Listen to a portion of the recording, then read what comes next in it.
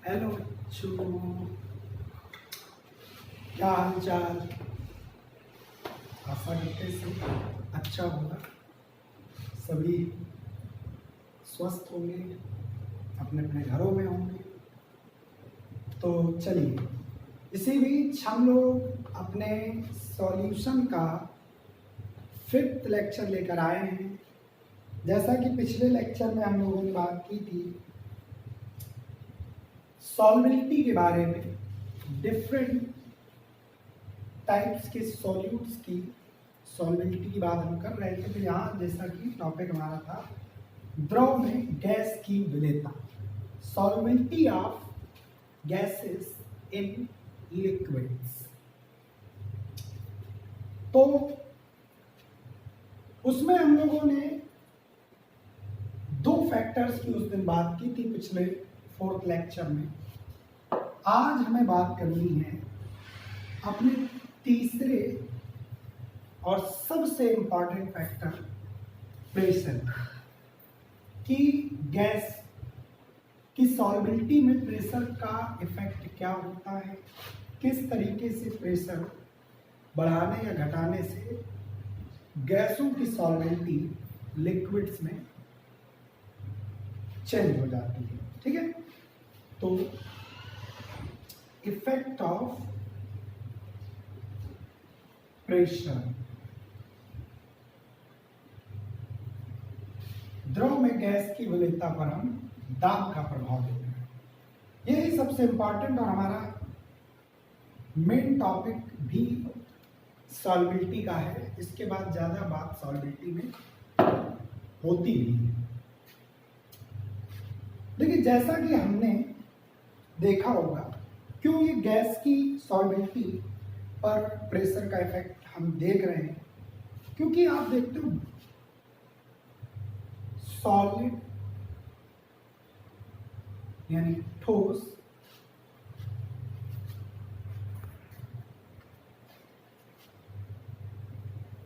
Liquid,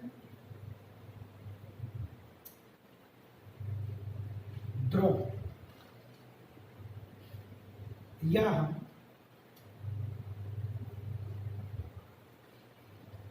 gas state की बात करें तो जनरली आप जानते हो दाब का मतलब क्या है, कंप्रेशन। यहां हम ठोस को और ज्यादा कंप्रेस नहीं कर सकते। अप्रॉक्सीमेटली इसी तरीके से हम लिक्विड को भी बहुत ज्यादा कंप्रेस नहीं कर सकते, क्योंकि इनके वॉल्यूम लगभग क्या होते हैं, फिक्स्ड होते हैं। They have fixed volume.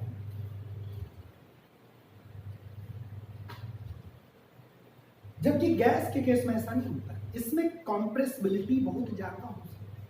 आप कितना भी गैस को कंप्रेस करके किसी भी शेप में ढाल सकते हो। इसीलिए प्रेशर का इफेक्ट सबसे ज्यादा गैसियस सब्सटेंसेस पर देखा गया है। वही चीज हमें यहाँ पर सॉल्वेबिलिटी में भी डिस्कस करनी है। आप किसी सॉलिड को लिक्विड में घोलोगे तो दबा के प्रेस करके उसकी सॉल्वेबिलिटी में बहुत ज्यादा इफेक्ट नहीं डाल सकते। इसी तरह लिक्विड को भी आप दाब करके उसकी सॉल्वेबिलिटी में बहुत ज्यादा इफेक्ट नहीं डाल सकते। लेकिन गैस की सॉल्वेबिलिटी में प्रेशर कर डालने पर, प्रेशर इंक्रीज करने पर या डिक्रीज करने पर इफेक्ट पड़ता है। सॉल्वेबिलिटी भी चेंज हो जाती है प्रेशर चेंज होने के साथ साथ। तो यहीं पर हमें हेनरी बताते हैं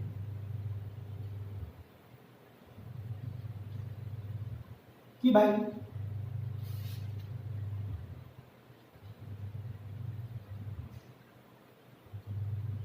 हेनरी का नियम क्या कहता है, गैसों की द्रव में विलेयता को लेकर के, सॉल्वेबिलिटी को लेकर के हेनरीज लॉ। ये कहते हैं स्थिर ताप पर, eight at constant temperature the solubility of a gas in a liquid किसी गैस की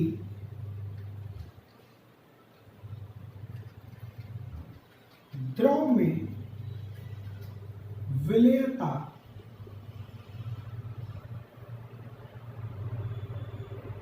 उसके आंशिक दाब के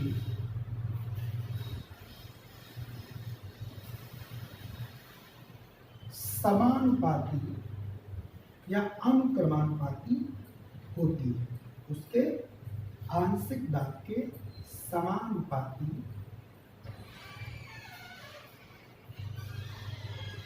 या ऐसे बोलते डायरेक्टली प्रोपोर्शनल होती है। At constant temperature,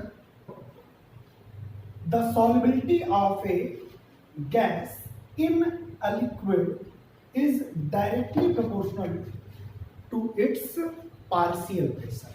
अब हम पार्शियल प्रेशर क्यों कह रहे हैं? क्योंकि एक से ज्यादा भी गैसें हो सकती है, तो किसी एक पर्टिकुलर गैस की जो सॉल्युबिलिटी होगी, भाई देखो गैस जैसे घुली तो आप देखते हो लिक्विड में सतह पर बुलबुले बनते हैं, तो अब वो गैस उस सतह पर लिक्विड की सरफेस पर प्रेशर लगा रही है।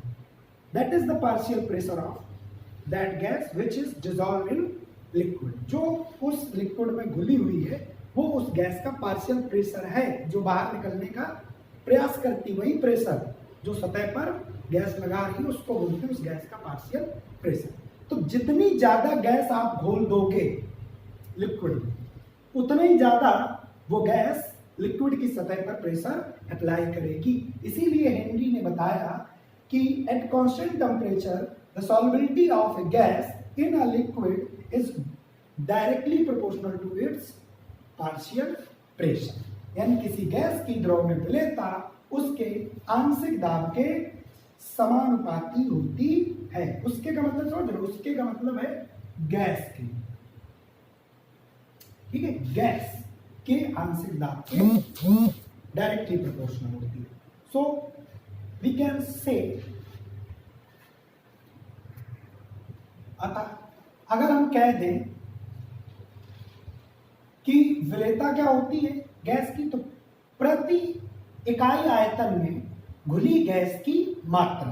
देखो भाई विलेयता का मतलब यही तो है, विलेयता हमने पढ़ी थी गैस की क्या होती है, solubility, the amount of gas which dissolve in per unit volume of solution. तो प्रति इकाई आयतन में, प्रति इकाई आयतन में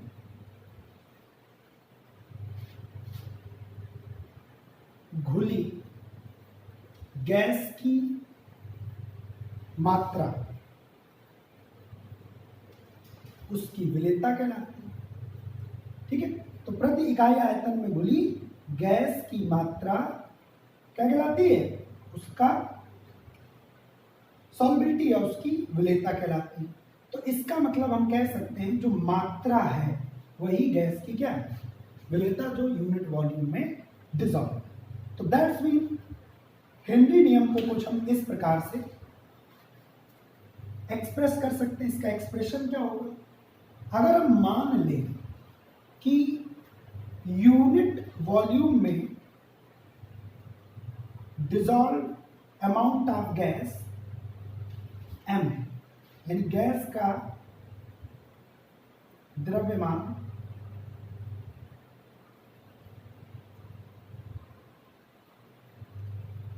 m है, यानी गैस का m द्रव्यमान घुला हुआ है प्रति इकाई आयतन में, जिसका आंशिक दाब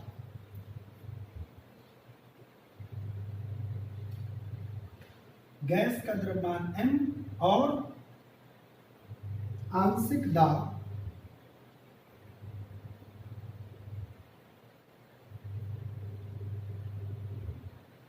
P हो तो हेनरी के नियम से, हेनरी के नियम से क्या हो जाएगा,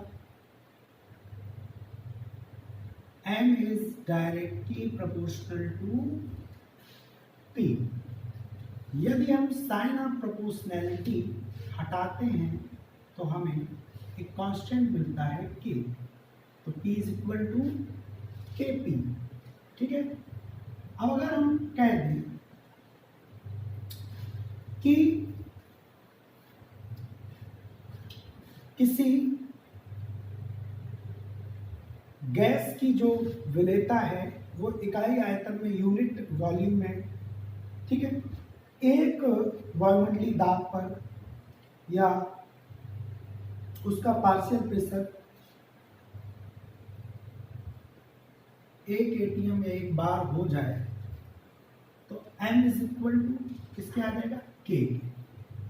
यानी उसकी जो सॉल्विलिटी है प्रेशर स्थिर हो जाने पर वो भी क्या हो जाती है, कांस्टेंट हो जाती है। ठीक है, तो यही हेनरी का नियम है। स्थिर ताप पर किसी गैस की द्रव में विलेयता उस गैस के विलयन में आंशिक दाब के समानुपाती, उसके आंशिक दाब के, ये भी लिख सकते हैं उस गैस के विलयन में आंशिक दाब के समानुपाती होती है। आई बात समझ में? ठीक है। अच्छा, अगर यहीं पर हम गैस के द्रव्यमान की जगह उसके मोल फ्रैक्शन को यूज करें, किसको यूज करें, मोल फ्रैक्शन को, तो यही हेनरी का नियम कुछ इस प्रकार से भी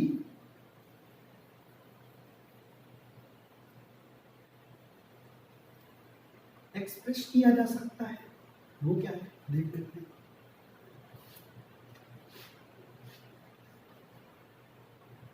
यदि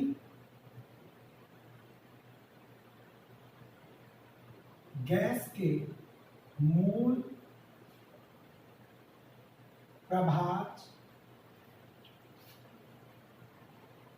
प्रयुक्त हो तो हेनरी का नियम क्या हो जाएगा, किसी गैस का विलयन में जो आंशिक दाब होता है, पार्शियल प्रेशर होता है, उसके मोल फ्रैक्शन के समानुपाती है। किसी गैस का विलयन में जो पार्शियल प्रेशर है उसके मोल फ्रैक्शन के डायरेक्टली प्रोपोर्शनल है। या यूं हम कह सकते हैं किसी गैस का विलयन में उपस्थित द्रव में उपस्थित मोल प्रभाज उस गैस के आंशिक दाब के समानुपाती होता है। तो हम कहेंगे गैस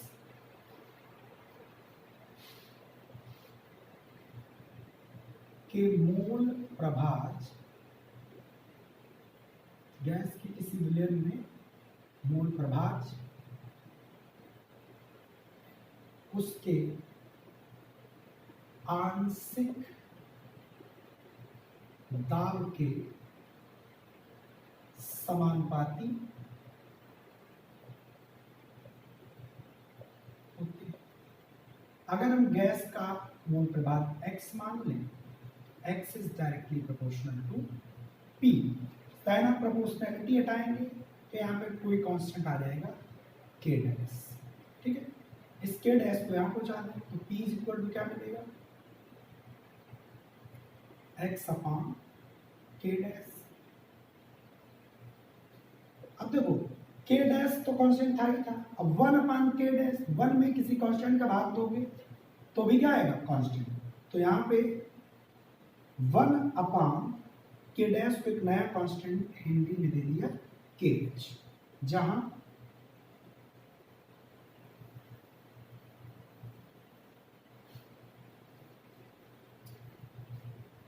kh हेनरी नियतांक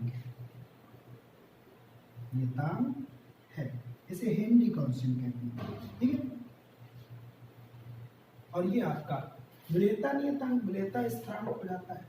तो हेनरी नियतांक का मान भिन्न भिन्न गैसों के लिए भिन्न भिन्न होता है, डिफरेंट गैसेस के लिए सेम टेम्परेचर पर डिफरेंट होता है, और किसी एक ही गैस के लिए डिफरेंट टेम्परेचर्स पर हेनरी कांस्टेंट की वैल्यू चेंज हो सकती है, सॉरी सेम होती है। ठीक, एक ही गैस के लिए हेनरी कांस्टेंट सेम रहेगा, ठीक है, और जबकि डिफरेंट गैसेस के लिए हेनरी कांस्टेंट बदल जाता है।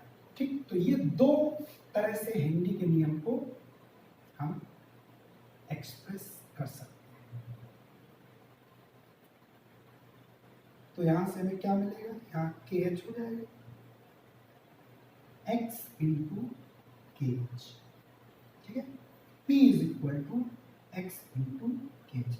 ये ध्यान रहे x क्या है, मोल फ्रैक्शन ऑफ गैस, ठीक है, ये गैस के मोल फ्रैक्शन है, गैस के mole fraction. Are you clear? Note कर लिया करेंगे। अब देखो हेनरी नियम के दो कंक्लूजन निकाला है, या तो ये आप कह दो partial pressure of gas is directly proportional to mole fraction of gas, या आप कह दो अमाउंट ऑफ गैस या solubility of gas is directly proportional to its partial pressure in solution. उस गैस के विलयन में आंशिक दाब के समानुपाती होता है। ठीक, अब यहां से हम हेनरी कांस्टेंट की क्या निकाल लेते हैं, यूनिट। तो यूनिट देखो कितना आसान, वैसे तो आप लोग निकाल लेते हो, यूनिट ऑफ हेनरी कांस्टेंट, बड़ा आसान, हल्का सा। के एच इज इक्वल टू क्या मिलेगा, P अपॉन एक्स।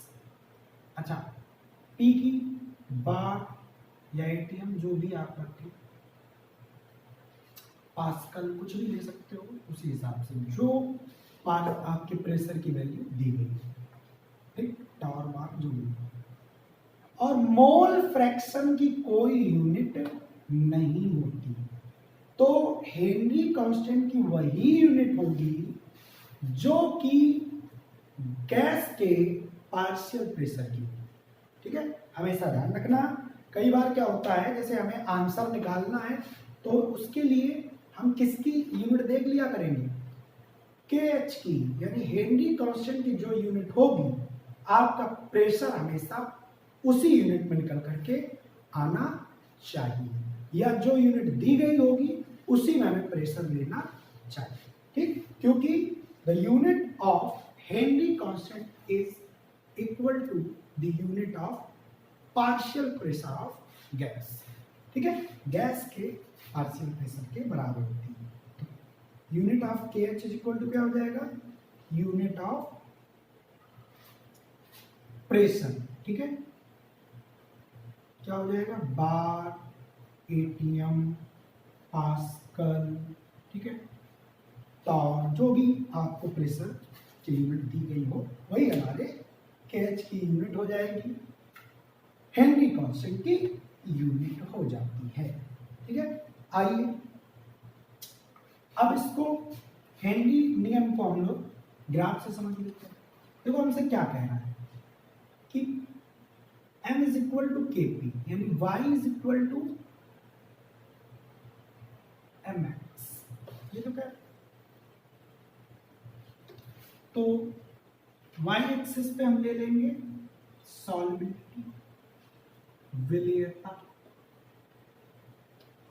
m, ठीक है, x एक्सिस पे क्या चलेगा हमारा, P प्रेशर, ठीक है, गैस का आंशिक दाब चलेगा।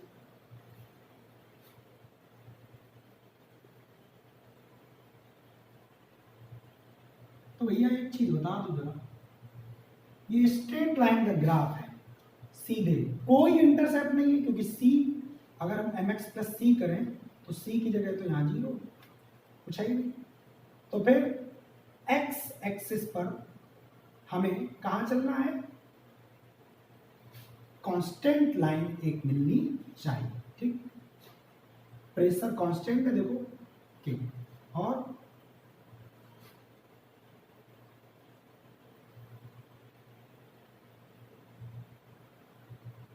थ्रू दी ओरिजिन है, क्योंकि कोई इंटरसेप्ट नहीं है। तो इस तरीके से डिफरेंट डिफरेंट गैसेस के लिए प्रेशर बढ़ाते जाओगे, ठीक है, सॉल्युबिलिटी भी क्या होती है, बढ़ती रहेगी। और ये अलग अलग गैसों के लिए अलग अलग होता है। ये आपका थीटा, ठीक है, जो भी आप 1 2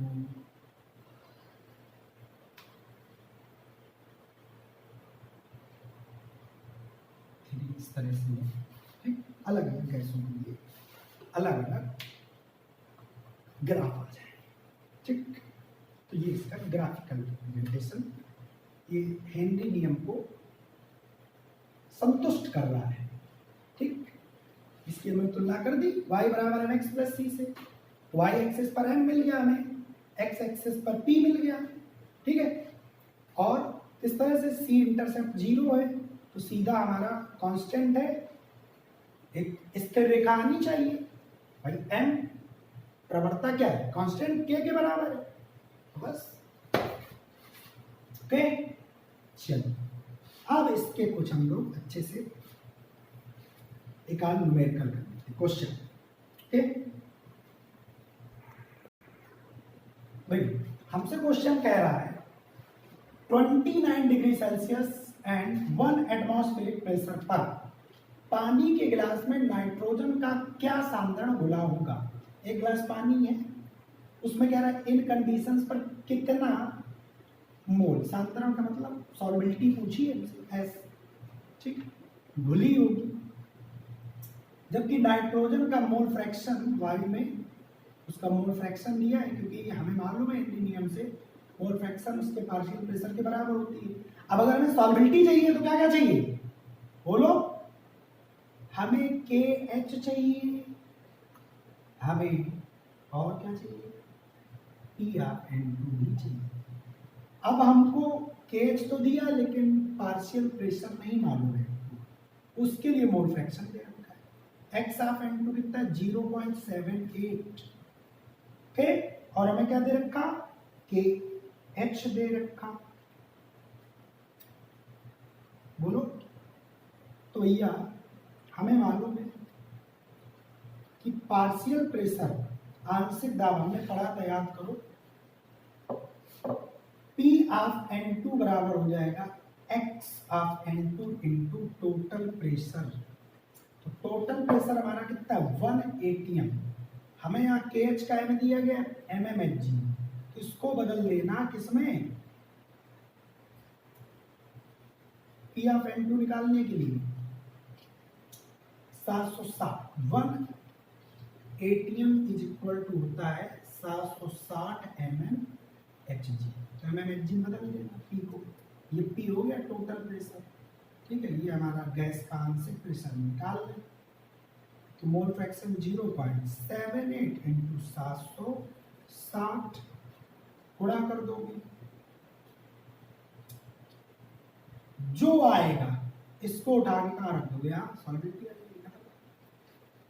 कैसे, S इज इक्वल टू जो आपकी मोलकता है, KH कितना है 8.42 into 10 to the power -7 into 0.78 into 760, बस ये आंसर आ गया, जो आ जाए वही हमारा क्या हो जाएगा आंसर, 4.9 आंसर आ रहा है 4.9 इंटू 10 टू द पावर -4 मोल पर, ओके। तो भाई नेक्स्ट क्वेश्चन क्या कह रहा है हमसे, 25 degree Celsius temperature and 1 atm pressure, एक वायुमंडलीय दाब पर शुद्ध नाइट्रोजन की विलेयता कितनी है, इतनी। ध्यान दो, ये 1 atm दाब पर विलेयता कितनी है 6.8 × 10⁻⁴ मोल पर लीटर, तो बस यहीं से हम लोग स्टार्ट कर देंगे। मान लिया, माना ये दाब क्या हो गया, दाब P1 बराबर कितना है 1 atm, पर विलेयता कितनी है S1, या उसको हम M1 भी कह सकते हैं। कितनी होगी 6.8 इंटू 10⁻⁻4 मोल पर लीटर। अब हमसे कह रहा है यदि आंशिक दाब पर्यावरण में P2 बराबर 0.78 atm कर दिया जाए तब उसकी विलेयता M2 क्या होता है। बड़ा आसान भाई, सेम गैस है, सेम टेम्परेचर पर है, तो K की वैल्यू सेम होगी, दोनों का K बराबर होगा। इसका मतलब K इज इक्वल टू हम क्या कह सकते हैं भाई, M बराबर क्या था Kp, तो K बराबर क्या हो जाएगा M अपॉन P। यहाँ से इम्प्लाइज क्या मिलेगा, K is equal to M upon P। तो इसका मतलब M1 अपॉन P1 का रेशियो कांस्टेंट है, तो कांस्टेंट है तो M1 अपॉन P1 बराबर किसके हो जाएगा M2 अपॉन P2 के बराबर हो जाएगा।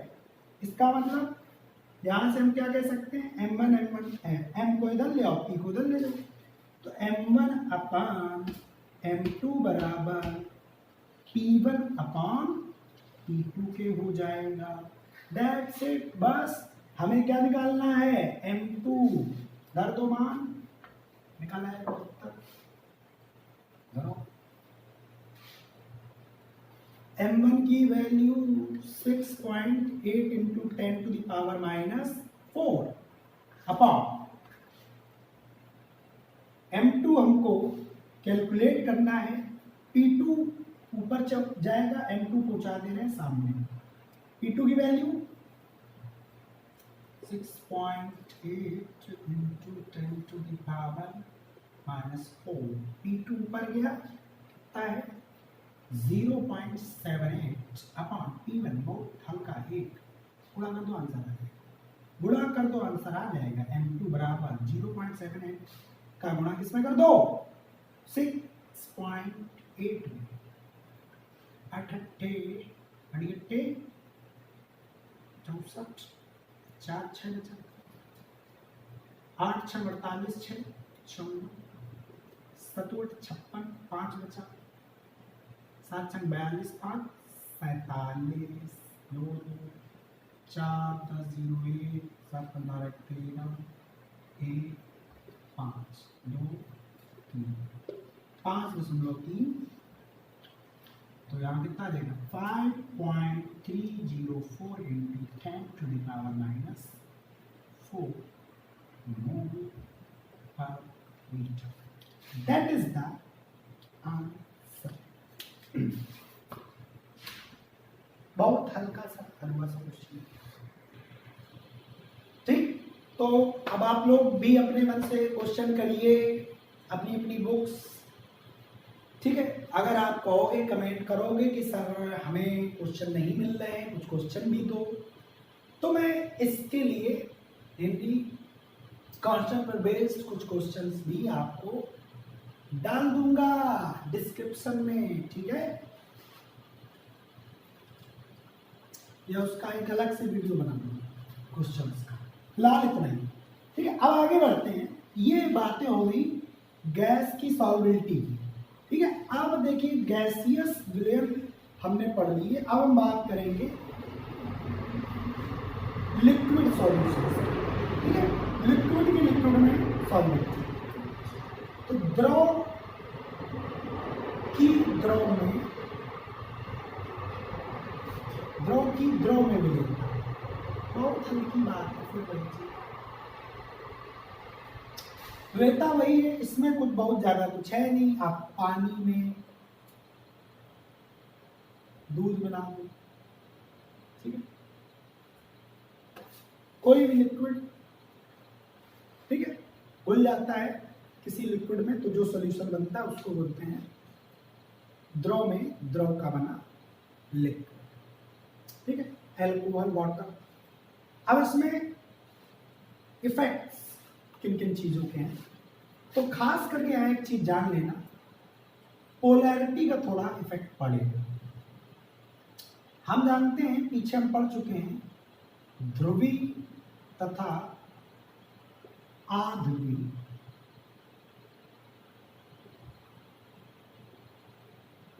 पदार्थ, polar and non polar substances. यही चीज होती है लिक्विड्स में भी, कि कुछ लिक्विड पोलर होते हैं, कुछ लिक्विड नॉन पोलर होते हैं। पोलर किन्हें कहते हैं? जिनमें चार्ज पार्टिकल्स हो, आयंस हो। नॉन पोलर जिसमें कोई चार्ज पार्टिकल्स ना हो, मॉलिक्यूल्स। ठीक है, तो कुल मिलाकर के यहां पर एक लाइन याद रखिएगा, लाइक डिसॉल्व लाइक, यानी कोई पोलर लिक्विड जब होता है तो उसमें कोई पोलर लिक्विड ही डिसॉल्व होता है, नॉन पोलर में नॉन पोलर होता है। कई बार ऐसा भी देखा गया है कि नॉन पोलर लिक्विड्स भी पोलर, या वाटर के केस में कई ढेर सारे घुल जाते हैं। ठीक, जैसे कि एक बात करें, एल्कोहल क्यों घुल जाता है वाटर? आप कहोगे कि एल्कोहल क्या है? C2H5OH, एक नॉन पोलर। ये OH यहाँ पे देखो एल्कोहलिक ग्रुप में रिमूवल नहीं होता है, ये चीज ध्यान रखना। ठीक है, ये आगे पता चलेगा एल्कोहलों का, जब हम नेचर पढ़ेंगे तो आपको पता चलेगा। OH दिख जाए तो बेस नहीं है, आगे बताएंगे। ठीक है, इनके इस बेसिक करेक्टर की बात की है, लेकिन ये ध्यान लो, ये जान लो अभी के लिए कि ये OH रिमूवल नहीं है, दैट्स मीन अल्कोहल बेस नहीं है, तो ये पोलर भी नहीं। फिर भी वाटर में एक नॉन पोलर सबस्टेंस डिसॉल्व हो रहा है, क्योंकि वाटर आपका पोलर होता है। क्यों? तो एक चीज और ध्यान रखिए, यहाँ पे हाइड्रोजन बॉन्डिंग भी काम करती है। अगर कोई लिक्विड वाटर के साथ हाइड्रोजन बॉन्डिंग बना देता है तो उसकी सॉल्बिलिटी अफेक्टेड हो जाती है, या वाटर में वो मोर सॉल्युबल होता है अदर देन लिक्विड्स की, दूसरे लिक्विड्स की कंपेरिजन। ठीक है, सो ध्यान रहे, हाइड्रोजन बॉन्डिंग भी मैटर करता है, लेकिन ये लाइन बहुत सटीक बैठती है, like dissolve like. Polar substance polar में डिसॉल्व होते हैं, नॉन पोलर नॉन पोलर में होते हैं। ठीक है, एक और चीज है कि जैसे इसमें टेम्परेचर का क्या इफेक्ट पड़ेगा, तो टेम्परेचर दो तरह की प्रोसेसेस होती है। एक तो आपकी हो गई एंडोथर्मिक प्रोसेस, और दूसरी हो गई एक्सोथर्मिक। अगर किसी लिक्विड के डिसॉल्यूशन में एनर्जी एब्जॉर्ब हो रही है, ऊष्मा ये सोची है और ये ऊष्मा क्षेपी प्रक्रम। तो अगर डिसॉल्यूशन के दौरान क्या हो रहा है, एनर्जी एब्जॉर्ब हो रही है, तो उसका टेम्परेचर राइज करने पर, इंक्रीज करने पर सॉल्बिलिटी भी बढ़ेगी। लेकिन अगर एनर्जी निकल रही है, वहां से रिलीज हो रही है, प्रोसेस में एक्सोथर्मिक प्रक्रिया हो रही है, तो टेम्परेचर बढ़ाने पे सॉल्बिलिटी उस लिक्विड की घट जाएगी। ठीक है, तो ये टेम्परेचर का इफेक्ट बहुत खुला सा है, कोई एक परफेक्ट इफेक्ट नहीं होता था। गैसियस गैस के केस में भी यही देखा था। वहां अगर आपको हम बता दें तो जो गैस का लिक्विड में डिसॉल्यूशन है वो एक एक्सोथर्मिक प्रोसेस है। इसीलिए जनरली कोई गैस जब किसी लिक्विड में घोली जाती है या गैस को हम वाटर में डिसॉल्व करते हैं तो एक्सोथर्मिक, वहां एनर्जी निकलती है, इसीलिए टेम्परेचर बढ़ाओगे वो उसके फेवर में नहीं होता। आपने लासटेलियर प्रिंसिपल पढ़ा होगा 11th में कि what is the favourable conditions of perform any chemical reaction. तो जब हम टेम्परेचर का इफेक्ट वहाँ देखते थे तो क्या होता था कि अगर एक्सोथर्मिक प्रोसेस है और उसका अगर आप टेम्परेचर बढ़ाओगे तो बैकवर्ड डायरेक्शन। अब हमें यहाँ क्या करना है, सोल्यूशन बनाना है, टेम्परेचर निकलना है। अब आपने अगर उसका बढ़ाया टेम्परेचर तो हम बना रहे थे तो फिर बनाने के लिए फेवरेबल नहीं होगा। अगर आप टेम्परेचर ऐसी रिएक्शन का बढ़ा रहे हो वो न बनाने के लिए फेवरेबल होगा, यानी वो दोनों लिक्विड घुलेंगे नहीं या दोनों सब्सटेंस घुलेंगे नहीं बल्कि दूर दूर भागेंगे। ठीक है, तो अगर एक्सोथर्मिक प्रोसेस तो फिर सॉल्युबिलिटी टेम्परेचर बढ़ाने में घटेगी।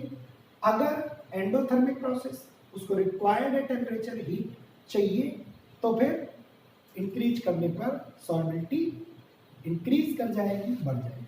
और ये चीज ध्यान रखिएगा, अभी ये आपका सॉलिड की लिक्विड में सॉल्युबिलिटी पर बहुत काम आने वाला है, like dissolve like polar solids like that NaCl, ठीक है, KCl, H2SO4, HCl, इस तरह के जितने भी पोलर सब्सटेंसेस होंगे वो सभी किसमें, पोलर सॉल्वेंट में डिसॉल्व होते हैं। और जो non polar like that CCl4, benzene, chloroform, CaCl3 जैसे सॉल्वेंट्स में डिसॉल्व होते हैं। CS2 कार्बन डाइसल्फाइड को अगर हमें घोलना है तो पानी में नहीं घुलेगी, वो किसमें घुल जाएगी, कार्बन टेट्राक्लोराइड में। वो किसमें घुल जाएगी, एल्कोहल में। वो किसमें घुल जाएगी, बेंजीन। लाइक दैट एक आप एग्जांपल देख लीजिए, कार्बन कार्बन टेट्राक्लोराइड को अगर हम जल में घोलें CCl4 को और बेंजीन में घोलें तो भैया ये नॉन पोलर है, जल में नियरली इनसॉल्युबल, लगभग कैसा है, अविलेय, जबकि इसमें कैसा है, हाईली सॉल्युबल, इसमें नियरली इनसॉल्युबल। तो कार्बन टेट्राक्लोराइड क्यों नहीं घुलना, क्योंकि वाटर कैसा था, पोलर, और खुद वो कैसा है, सोल्यूट, नॉन पोलर। यहाँ सोल्यूट नॉन पोलर, बेंजीन कैसा है, non polar, C6H6, non polar, non polar. ठीक है, तो ये सब चीजें वहां पे। अब मेन था इसमें हेनरी ला सॉल्युबिलिटी के केस में, वो आपको हमने क्लियर कट यहाँ पे बता दिया है। ये सब चीजें आपको एक शॉर्ट में समझ आ गई होंगी। ओके, आशा करते हैं। So thank you for watching. ठीक।